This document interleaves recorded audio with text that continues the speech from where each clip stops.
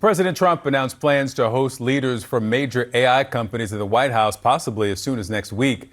The president signed a new AI and cybersecurity executive order asking tech companies to voluntarily submit new AI models to federal government for review before releasing them to the public. This week, a new report by the United Nations University raised concerns about the real-world environmental impact of AI. It found that AI data centers consume more electricity than most countries on average, and they also require massive amounts of water. Professor Kaveh Madani is co-author of that study and its lead investigator, and he joins me now. Thank you so much for being with me. And I want to start with just some of the numbers that are astonishing from this report. Let's put them on the screen. Global data centers use 448 trillion watt hours of electricity. That electricity produce about 208 million tons of carbon dioxide and consumed about 1.2 trillion gallons of water. And you predict the water and energy usage will double by 2030. Talk to me about the environmental impact of just the extraordinary level of consumption. And let me tell you that this is only the tip of the iceberg, because those numbers are only related to the electricity consumption and the amount of water we need for the electricity consumption and some other elements of the process. It doesn't include the water that we pollute and use during the extraction of critical minerals that we need to produce the basic infrastructure and hardware for our AI operations. And then also what we need to do at the end with its e-waste and all those processes. We use water and energy, and there's nothing there that is dry and doesn't require water. Why is this important? Because most people around the world, most societies, still the dominant discourse around AI is thinking that AI is just a virtual thing, right? It's a virtual product. It's a digital technology, not associating it with all this massive infrastructure, the physics behind it, the major material supply chains behind AI.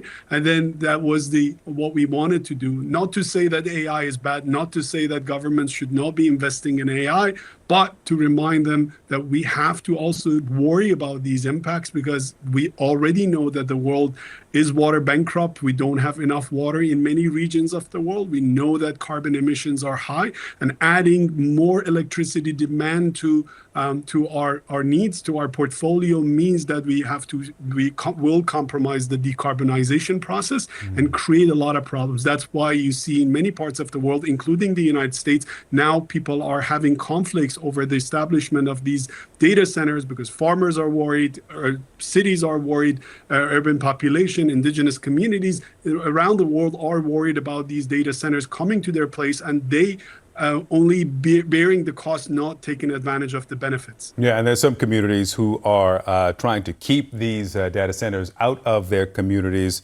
locally. More on this report. It explores the tens of billions of watt hours that it takes to train some of these AI models. Massive amounts of energy. I want you to listen here to OpenAI CEO Sam Altman on what he says when it comes to training these models is an unfair comparison. Watch. One of the things that is always unfair in this comparison is people talk about how much energy it takes to train an AI model relative to how much it costs a human to do one inference query. But it also takes a lot of energy to train a human. It takes like 20 years of life and all of the food you eat during that time before you get smart. And not only that, it took like the very widespread evolution of the 100 billion people that have ever lived and learned not to get eaten by predators and learned how to like figure out science and whatever to produce you, and then you took whatever you took. So the fair comparison is, if you ask ChatGPT a question, how much energy does it take once its model is trained to answer that question versus a human? And probably AI has already caught up on an energy efficiency basis measured that way. You agree with that? You think that his framework is fair? His framework is reflective of part of the problem. His narrative is correct, but not necessarily complete. Actually, it is true that it is not enough to only focus on training. Training uses a lot of energy, that has a lot of water footprint and carbon footprint and land footprint. But what we show in the report is saying that that's only about 10% of the total use, because what matters is not one query of me or you. What matters is billions of queries that we every day, essentially issue, and the task we assign to AI. And that's what we show. About 80 to 90% of the total use is related to our cumulative inferences and the cumulative tasks that we assign.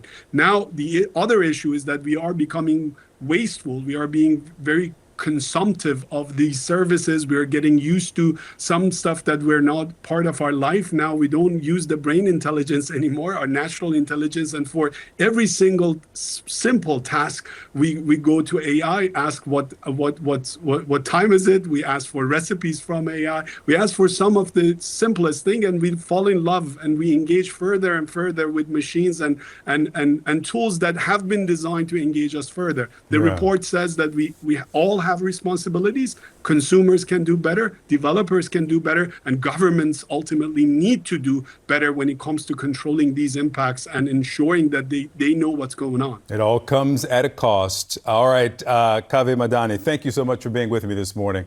Still ahead.